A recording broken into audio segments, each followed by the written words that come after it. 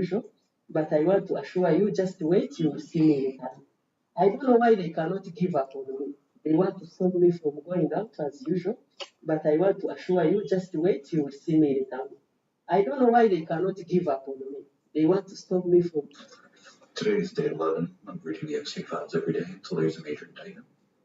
All right, now. Today is one email chain between John Brockman and Jeffrey Epstein. The file number for this one is EFTA 01756604. Subject, Vree, Thanksgiving news. From Jeffrey Epstein to John Brockman. You will. John Brockman responds with, everything well. Things are going well, but no Jeffrey. When am I going to see you?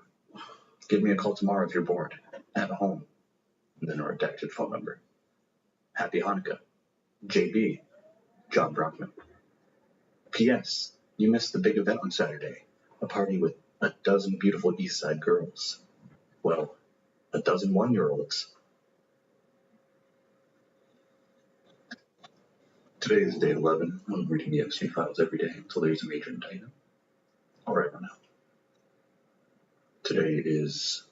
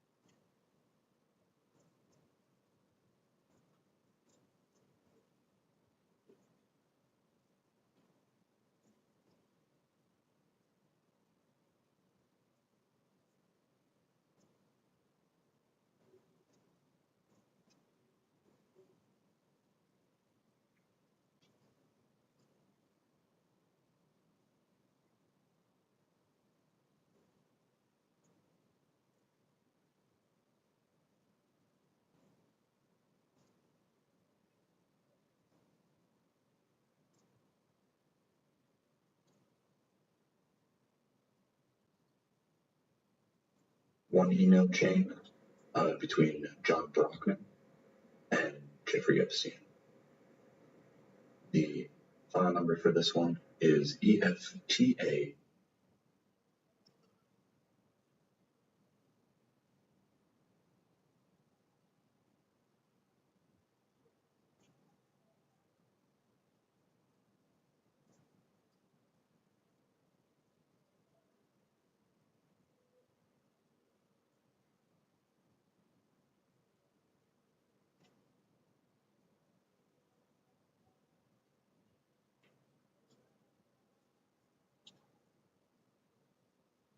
היי, אני שושנה סטרוק, גדלתי ביישוב היהודי בחברון.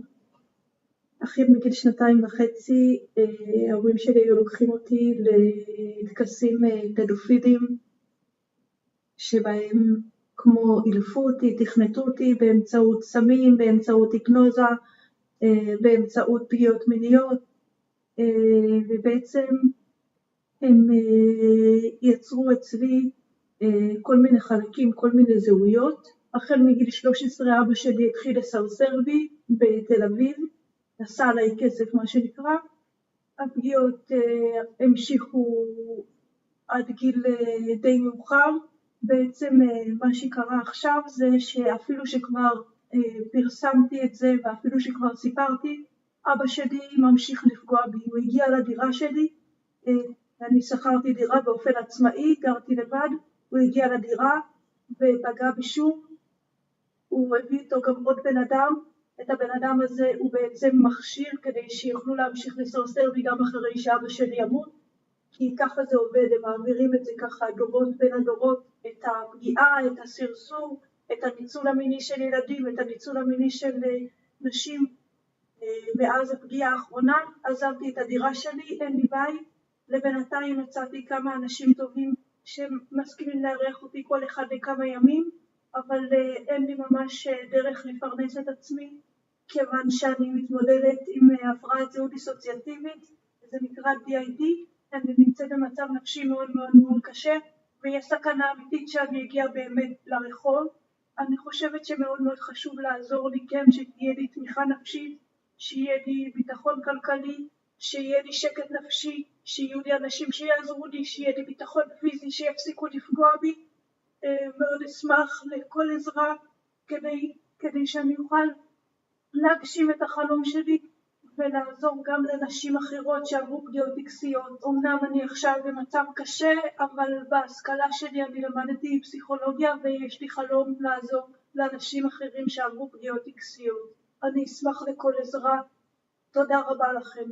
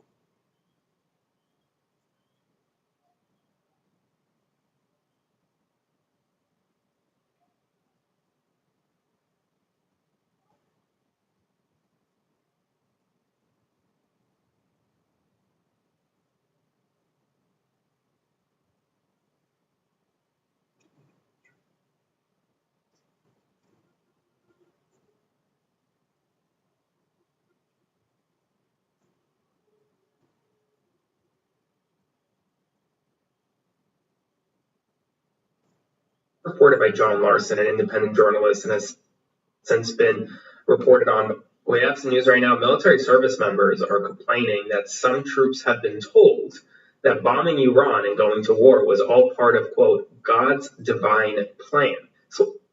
גדלתי ביישוב היהודי בחברון. אחי מגיל 2.5, ההורים שלי היו לוקחים אותי לטקסים פדופילים. מאז הפגיעה האחרונה עזבתי את הדירה שלי, אין לי בית, לבינתיים.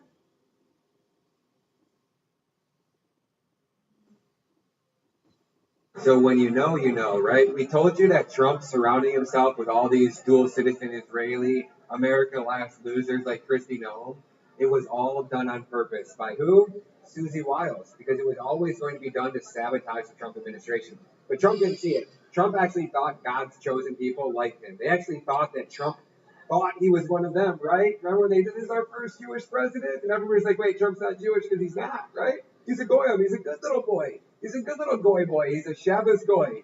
And who in their right mind would look at Kristi Noem and be like, yes, Botox Barbie, that's who we want to lead mass deportations. That's who we want securing our border.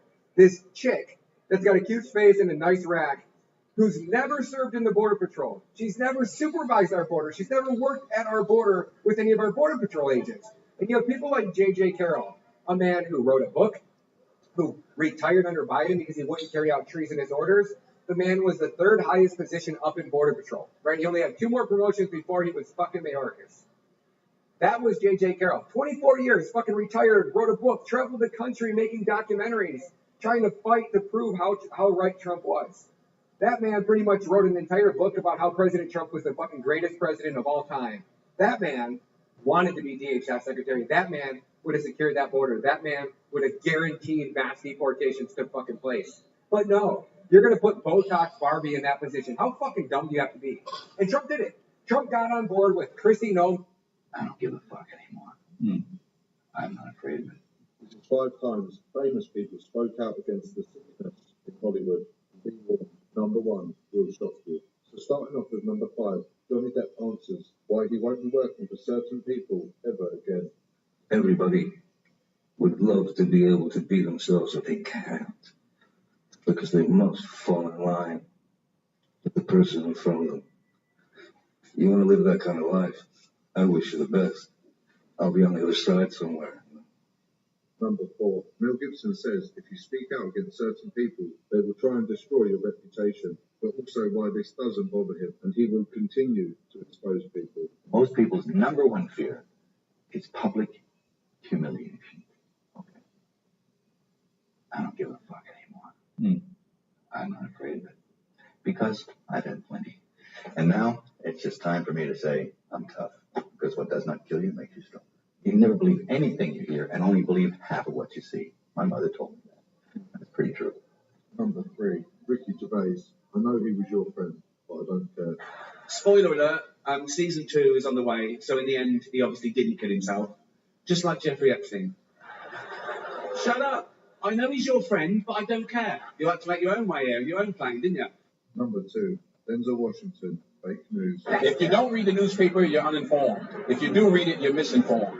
What is the long-term effect of too much information? One of the effects is the need to be first, not even to be true anymore. So what a responsibility you all have.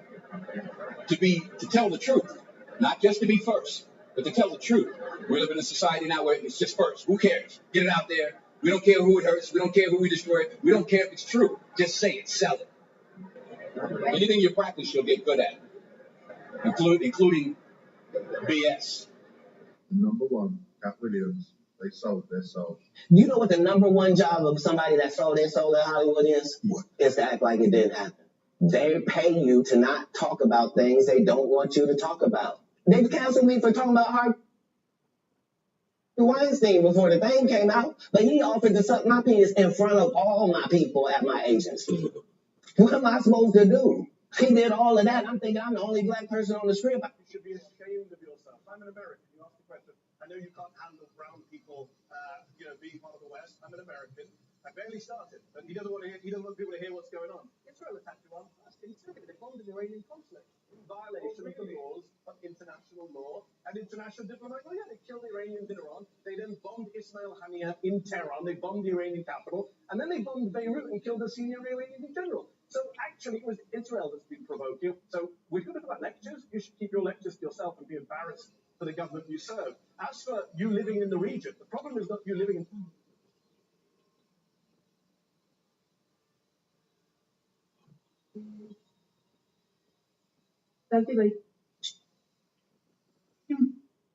מאז הפגיעה האחרונה עזבתי את הדירה שלי, אין לי בית, גדלתי ביישוב היהודי בחברון. החל מגיל 2.5 ההורים שלי היו לוקחים אותי לטקסים.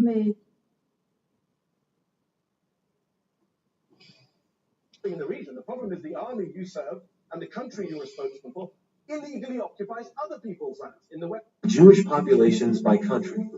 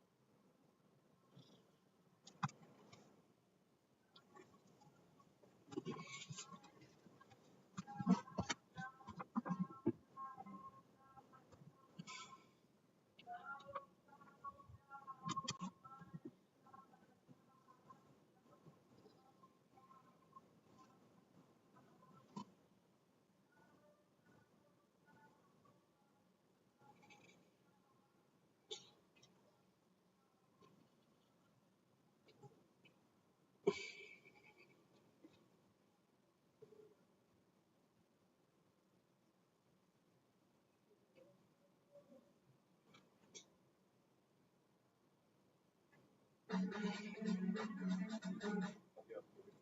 let's take a theoretical example really quickly. Let me ask each of you whether this amounts to terrorism. If Colonel Gaddafi would send a squad of assassins to assassinate President Reagan, would that be terrorism? Absolutely. Mr. Buckley? Well, it would be an act of war. Well, would it be terrorism? I don't think so, no. In particular sense we're talking about. No, I think it would be an act of war. Mr. Ducavere, would that be terrorism? This is terrorism. Yes. In your book, Mr. Netanyahu, you clearly say, for example, the attempt to assassinate Aldo Moro, that was terrorism. Well, now, if President Reagan were to send assassins, say, from the CIA, this is currently against the law, and many people say this is a very foolish law. Suppose that law were repealed, and we could send assassins from the CIA to attempt to assassinate Colonel Gaddafi. Would that, in your opinion, be terrorism? The question of assassination. Truly, it would be terrorism. The question of assassination is related to, but not identical to terrorism. Terrorism is usually preceded by assassination, but usually it doesn't end there. In the case, not according, you're talking about innocence. Terrorism is the deliberate systematic murder of the innocent. Gaddafi is not innocent. Well, you see, why do you say it would be an act of terrorism? See, there's a problem with that.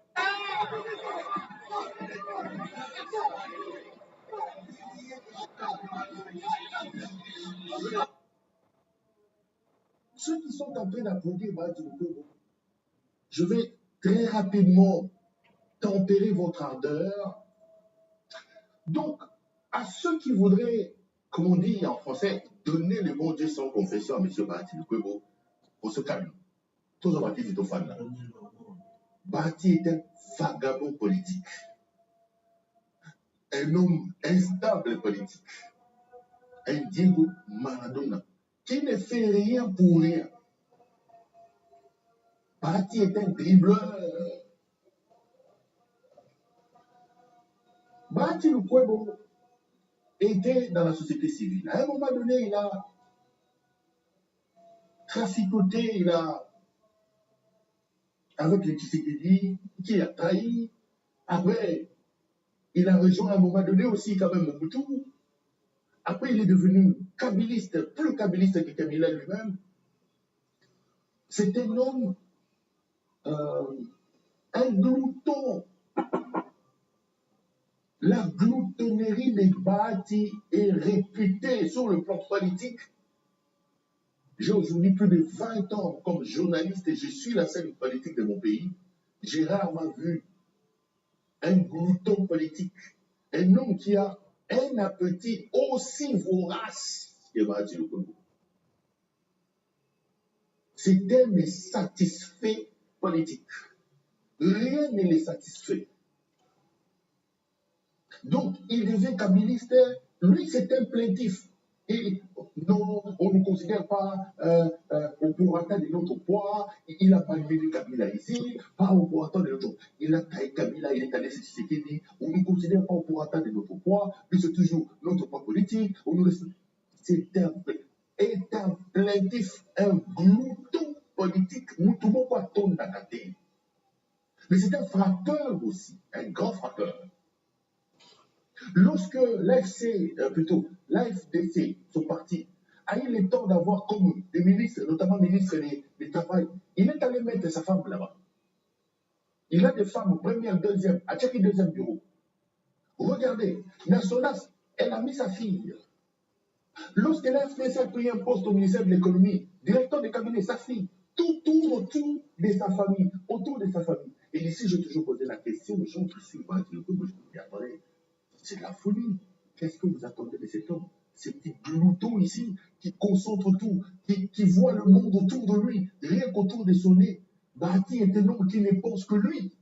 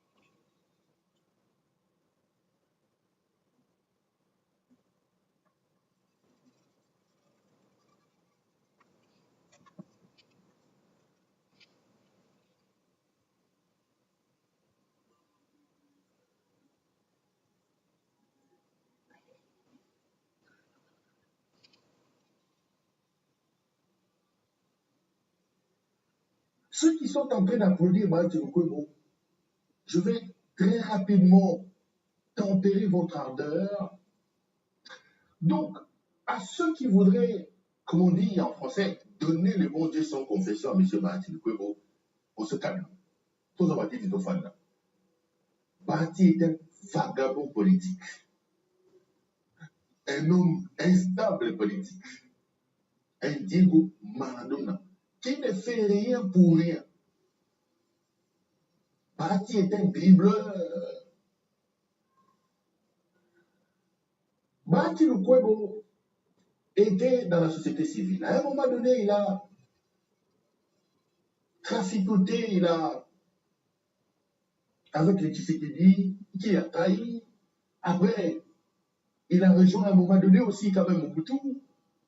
Après, il est devenu kabiliste, plus kabiliste que Kabila lui-même. C'est un homme, un glouton.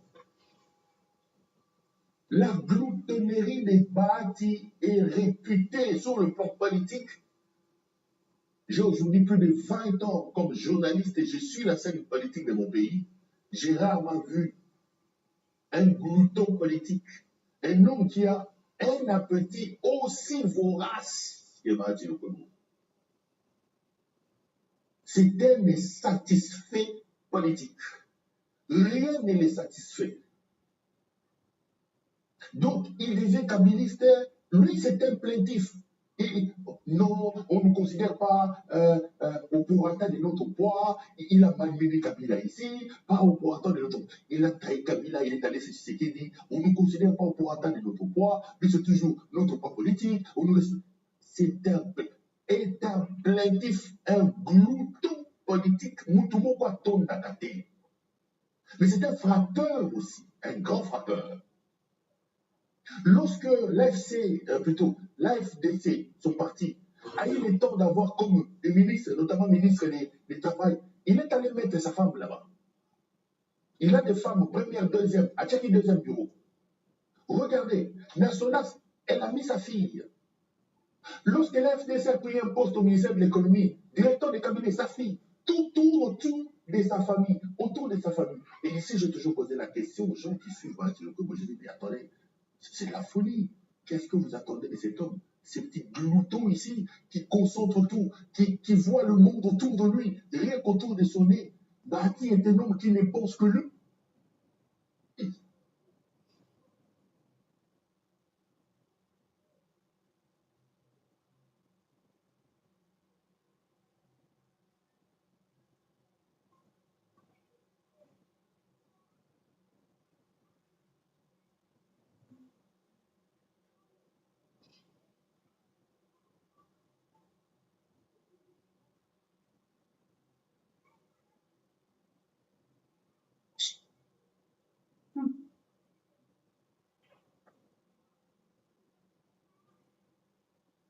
It's reported by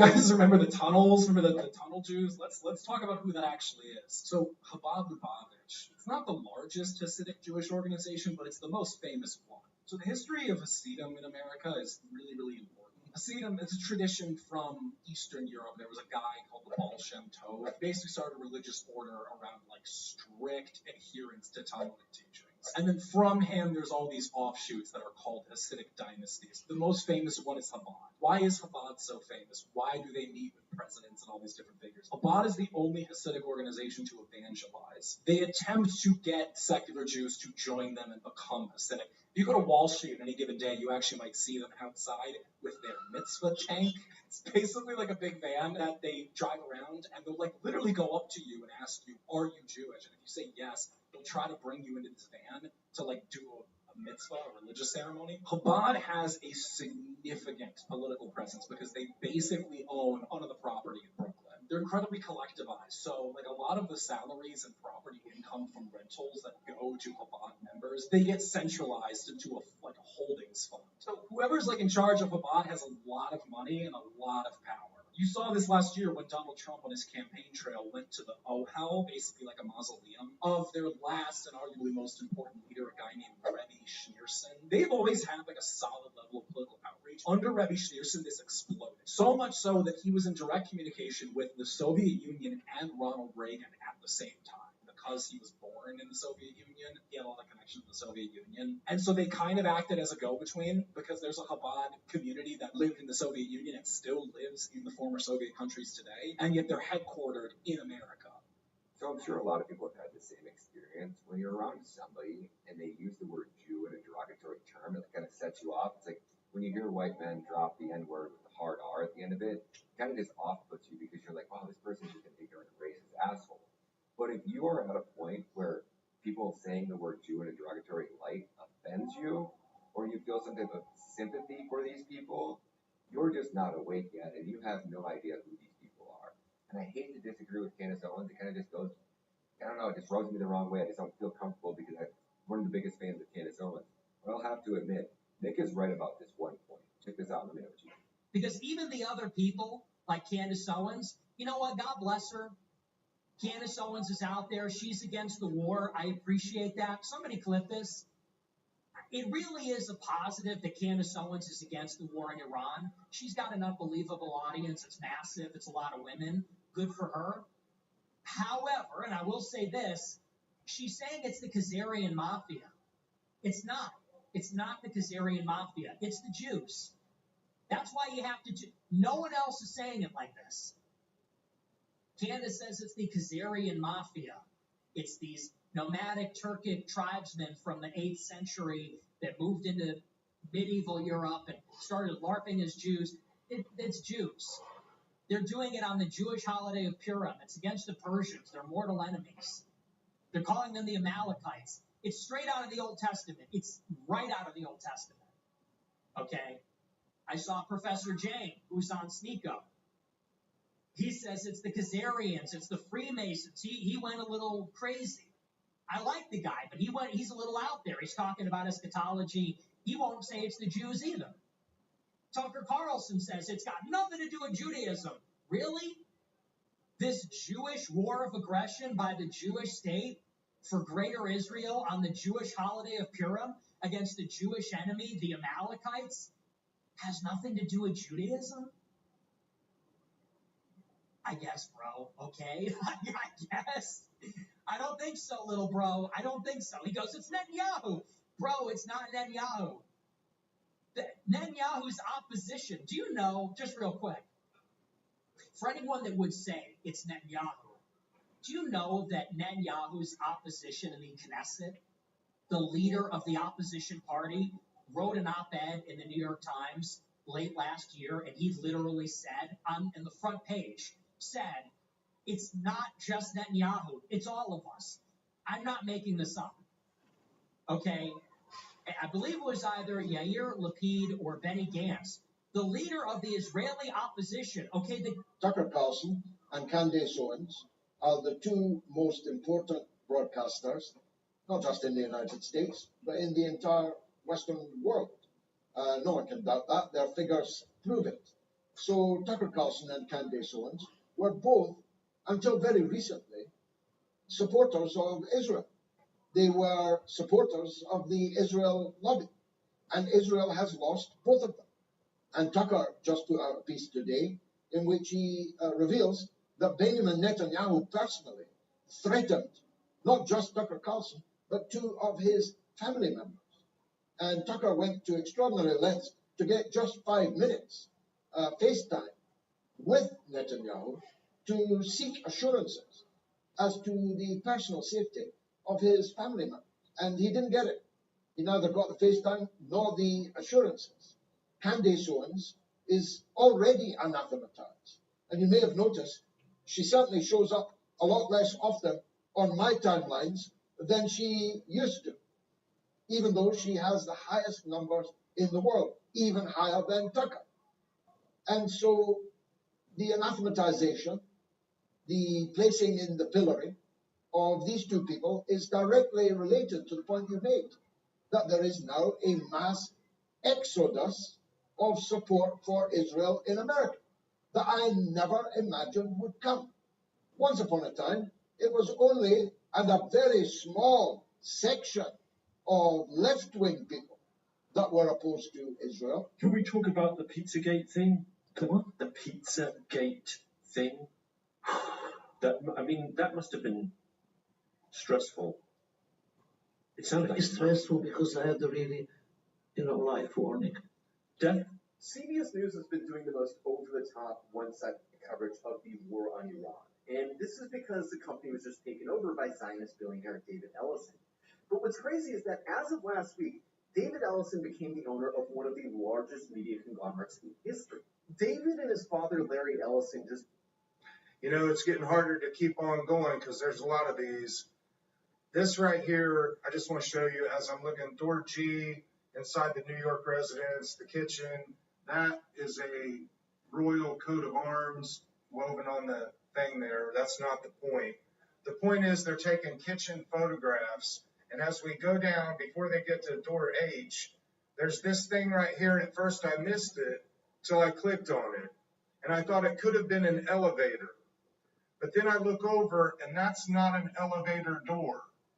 That is a thick refrigerator type door with an opening to see who's inside of this door with a chair on rollers and a fan. Now, it's getting harder and harder to look at this type of stuff because if you put 2 and 2 together and you get 4, and you look back at the fact there's Bannon and him on the table, and there's someone else. When you realize they're taking pictures of the kitchen area, and then you go to this, I want you all to see it. You got to look at it. And then you see this big, thick metal door here, and whether or not that does go up or down or not, I'm not sure. It looks like some sort of trap door in the ceiling with a rope coming down to the chair on rollers with a fan. This looks like, if you know the term, I'm not going to say it, but it looks bad, real bad. And people need to see it. And they need to understand this stuff is out there. And they need to help us do something about it.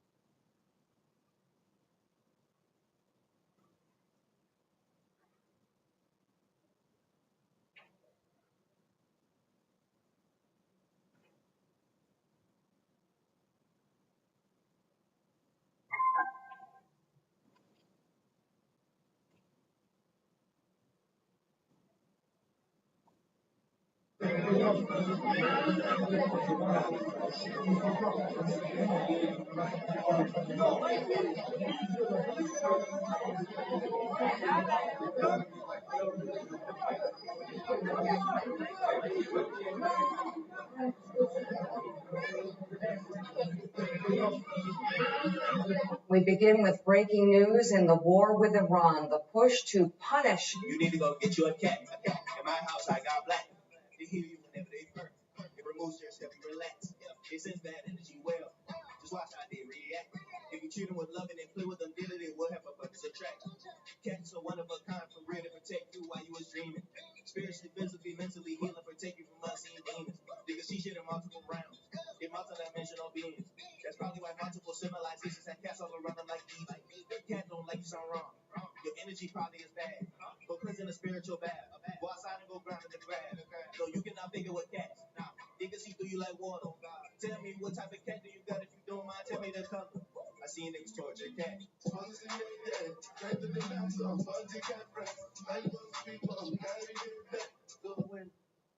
And Leo, you came in and you won, and that's something very.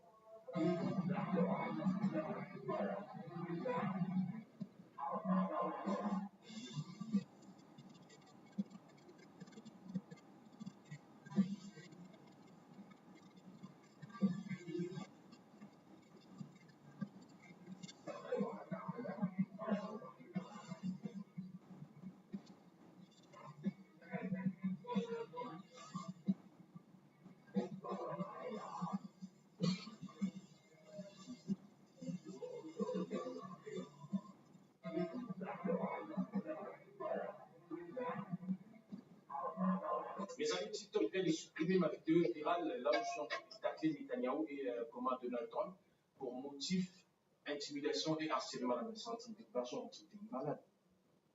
Moi, je suis en train d'intimider Netanyahou, je suis en train de harceler Netanyahou. Mais on est où là? C'est Netanyahou qui est en train de tuer les gens. C'est Donald Trump qui est en train de tuer les gens. Ce n'est pas moi. Le motif, c'est intimidation et harcèlement. Je ne vois aucun rapport. Donc, moi, je suis en train d'intimider. Non, mais c'est un truc de fou. C'est pas grave, je peux conclure que TikTok, je comprends qu'il soutient Israël. TikTok soutient Donald Trump. Parce que je ne vois pas les rapports. Et j'ai contesté, ils ont dit non, et c'est déterminé que je suis en train d'intimider et d'harceler Netanyahou. Mais c'est un truc par jour. C'est un truc de fou. Donc, si je comprends bien, Israël ou Netanyahou sont devenus des intouchables, quoi. Donc, malgré ce qu'ils font, mais ils sont devenus des intouchables. Ils tuent les gens. Non, on ne veut pas qu'on les touche. On ne veut pas qu'on les critique sur TikTok. Si tu critiques Netanyahou ou tu publies des vidéos comme tu es en train de taper Netanyahou, ben, rassure-toi que ta vidéo sera supprimée. C'était fou. Mes amis TikTok viennent de supprimer ma vidéo virale là où je suis en train de tacler Netanyahou et Donald Trump pour motif intimidation et harcèlement dans le centre de personnes qui étaient malades. Moi, je suis en train d'intimider Netanyahou, je suis en train de harceler Netanyahou. Mais on est où là? C'est Netanyahou qui est. It's 7 o'clock in the morning. Daddy, don't bother me. Ah.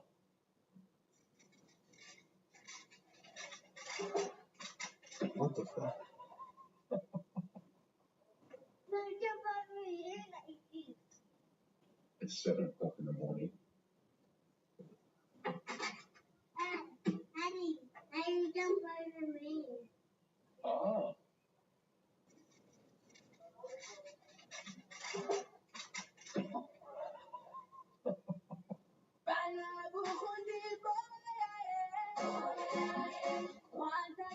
Vanasemaka ni kushaka kukuita ugumu. Ndio kusema utaiua na retard. Mimi natembea wala fasi mimi nakuta ile saa Kongo. Kongo base. Ndio kama ni Kongo base na histoire inaisha. Le 8 mars, bafane yangu. Le fan de Rorora tuko Gisenyi pembeni ya doa. Ndio nataka kuanyanja. Moto ni 500 francs rwandais. Donc hapa unatembea na miguu kama unafanya moto mshibrani. Lionel et Congo na Bargos bako nafanya concert. Watu Goma. Nini tutapana haiko upendo? Tukia support ba ndugu yetu. Tuoneshe watu ya Gisenyi na sie tunavala liputa. Sheri finika ngali puta mama. Mwazazi tena kolinga kaka yoye. Lewi marse. Baba sheri. Bajo. Unenda lope tunakula kumawe haya bako. There's a reason why this war with Iran feels so confusing, so let me cut right through it. My name's Adam, I used to be in the CIA, and we've been doing daily updates on the war. Today, I'll give you the facts from the last 24 hours, but then I'm going to give you the tools to understand strategically why this war is spinning out of control. So, here's what you need to know. Last night, the Iranians hit Azerbaijan's international airport. More explosions reported in Abu Dhabi. The UAE continues to be the hardest hit in the region. There's footage claiming to show Iranian ballistic missiles over Jordan. Iran hit the primary oil refinery in Bahrain, which is still on fire, and a missile struck near a U.S. naval installation. A U.S. Navy sub sank an Iranian warship off the coast of Sri Lanka. Finally, U.S. CENTCOM is requesting support for another 100 days of Iran operations. So that's what happened. Now here's why it matters. This is no longer a contained operation between Israel, the U.S., and Iran. This is now a regional conflict involving 17 countries, and those in charge of American strategic policy are fundamentally unequipped to handle it. They've also spent the last 15 months undermining our diplomatic readiness and our relationships with global allies, both of which are necessary to prosecute this kind of war. Consider, Trump fired dozens of senior career diplomats. Several strategic posts in the Middle East have been vacant for over a year. He fired more than 1,300 State Department employees, many of whom were Middle East and counterterrorism experts. They dismantled USAID, an agency that should be playing a critical role in navigating the conflict and post-conflict environments. Kash Patel also fired a dozen agents and staff from the FBI's counterintelligence unit specifically tasked with monitoring threats from Iran. I know firsthand that Iran has a very capable intel service that has networks and cells all over the world. We haven't even seen those networks activated yet, but terrorism, sabotage, assassination, it's all on the table. When we stack all of this together, a bigger picture emerges. A picture of incompetence, lack of planning, and an inability to understand, even intellectually, the scale of the crisis they've created.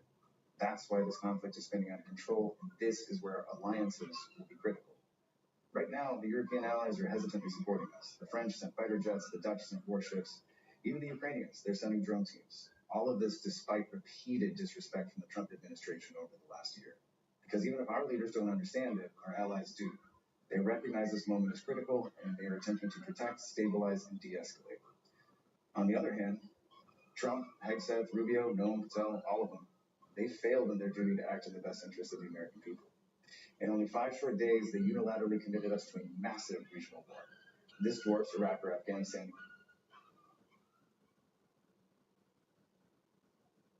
in complexity and in scale. And when we look at who's in command, who's making decisions, and who's working with our allies, we see a team of Fox News hosts, podcasters, Nepo babies, billionaires, and Mar-a-Lago influencers. And in charge of all of them, at the head of the table, is a calloused and diminished president who spent more time with Jeffrey Epstein than he did planning for war with Iran. There's a reason why this war with Iran feels so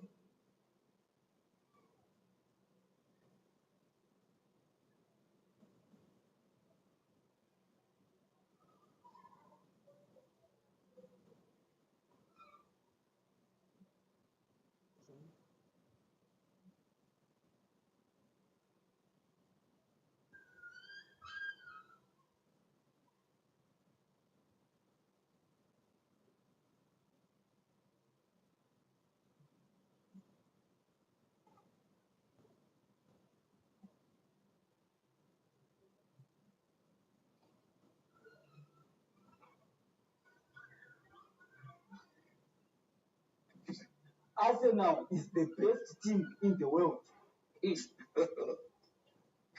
Okay, let's go. Arsenal is the best team in the world.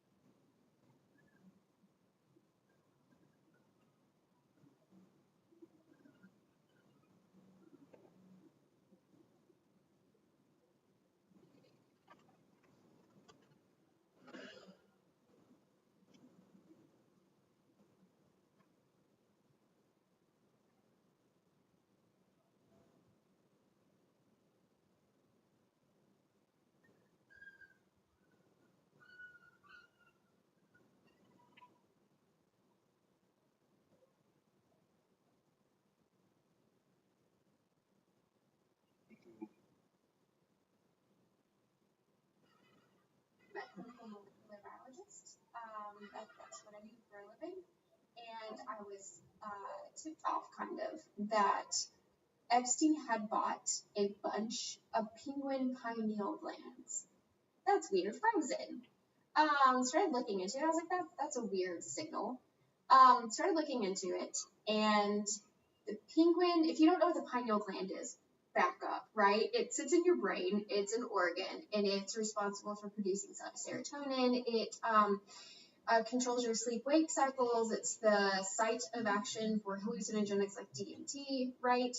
It's in a ton of psychological research for depressive disorder and mania and schizophrenia, stuff like that. It's in a lot of research for noetic stuff, like psychic abilities, which is wild. Everybody likes a pineal gland, right?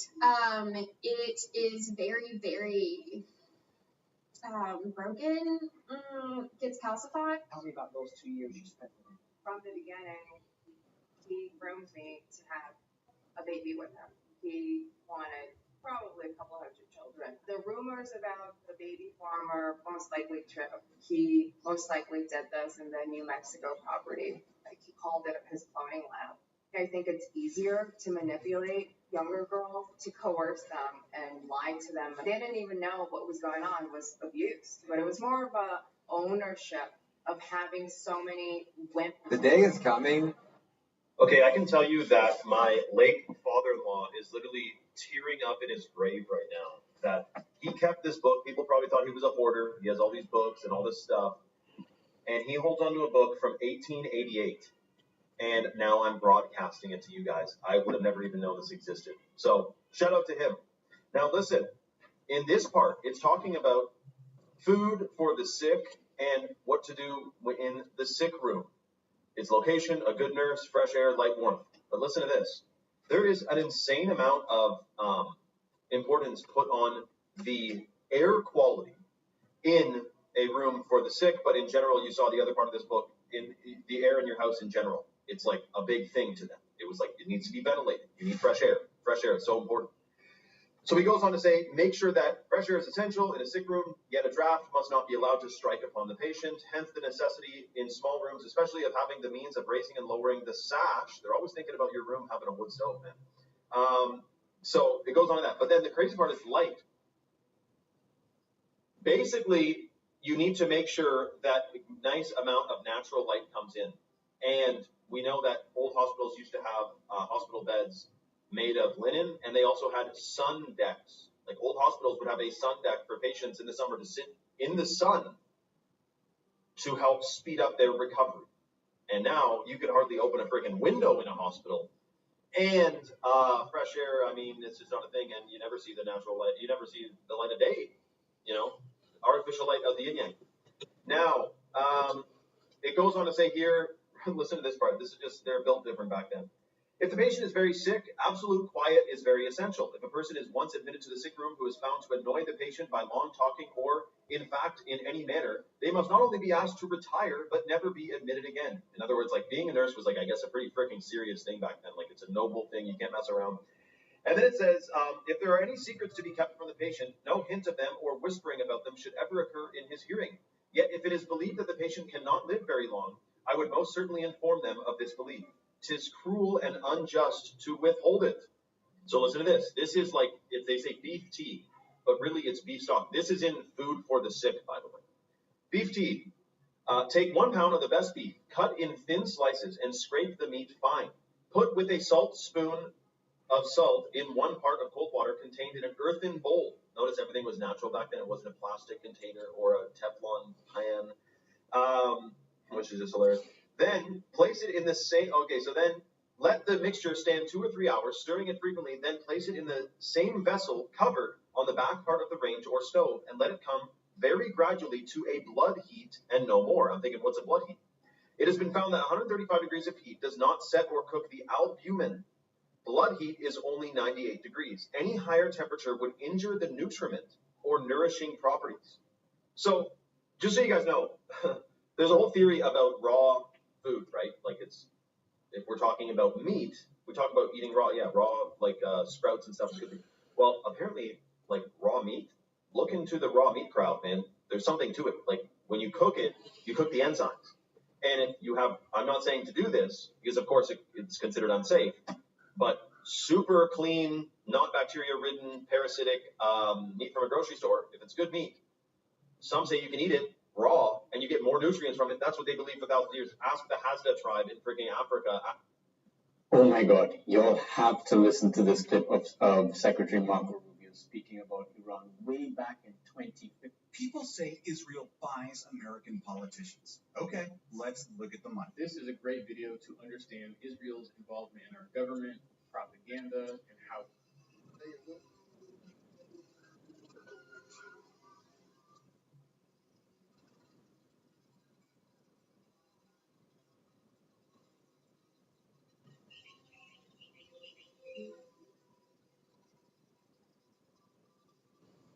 Y'all remember Eric Cooper, his Arkansas father who killed the 67-year-old man that had been sexually abusing his 13-year-old child? On count one, the murder of Mpo Donald Ndow, the accused is sentenced to life imprisonment.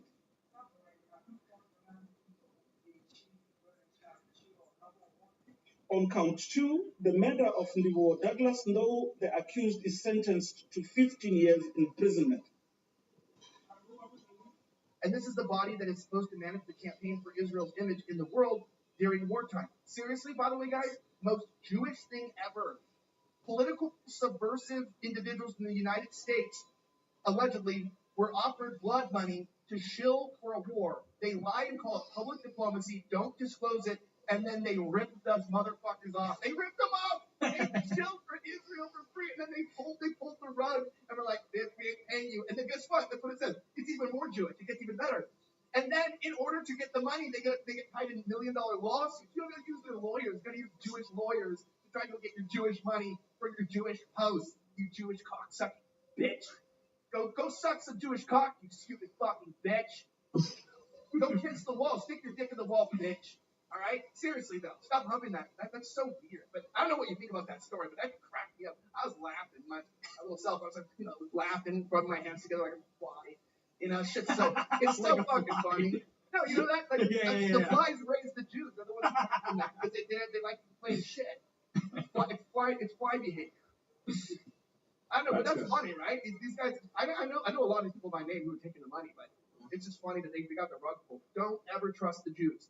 Serves them right. Serves them right. They trusted the Jews. Well, and, it's so typical. And what's funny, though, and you'll find this all over the government. I know people in the administration. I know people that work at the highest levels. And it's because when I say these things on my show, people that are out there in America probably have never even met a Jewish person. I would venture to guess that unless you live in like LA, New York, Southern Florida, if you're a pretty average person, blue collar worker, whatever, you may have never come across a Jew in your entire life, let alone an Israeli, let's say. And so when I talk about this on my show, most people don't really understand this attitude because it's just not their reality. If you live in a small town, if you're in the trades or something like that, if you're, again, in any other state or city between the coasts, with some exceptions, your exposure to these people is probably very, very limited. The people that know them the best, the people that deal with them the most, and I'm talking about people in government that I know that operate with the Israelis in a defense context, in an intelligence context, it is like, it's not even a secret. They all will tell you the Israelis are the biggest scumbags. It's like they lie to you. I knew there was a reason I didn't buy that glasses. I knew it, guys. I knew it. As soon as I saw that piece of technology, which honestly sounds pretty cool. As an influencer, I can use it to make so many, new types of content, go for street interviews, all that. But because they were owned by Meta, and because they got the cameras on them, I was like, they're going to turn this into a surveillance device. And this week, Meta Glasses announced that they are unlocking a facial recognition feature on everyone's device. It's called Name Tag. And they are collecting your data. You are walking around with a surveillance device on your heads now. They're submitting that data to governments of the United States and probably Israel, as well as Palantir. Probably ICE too. Who knows? But I knew there was a reason I wouldn't get it. You know what this reminds me of? It reminds me of flock safety. If you guys don't know, there's hundreds of thousands of cameras set up in the United States and one of the largest private surveillance networks that humanity has ever seen. They read people's license plates. And that's all they did at first, right? Track down criminals, you can look up their license plate. Let's work with all the law enforcement around the nation. And then they unlocked the feature to read and try to track all human movement. And now they've turned on onboard microphones that were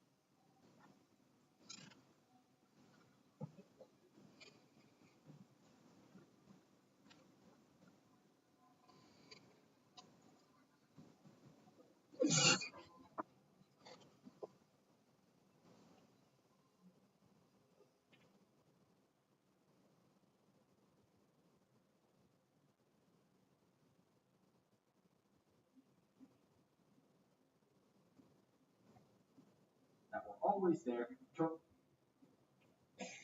Jonathan, il m'a dit oui, bonjour, où que tu sois.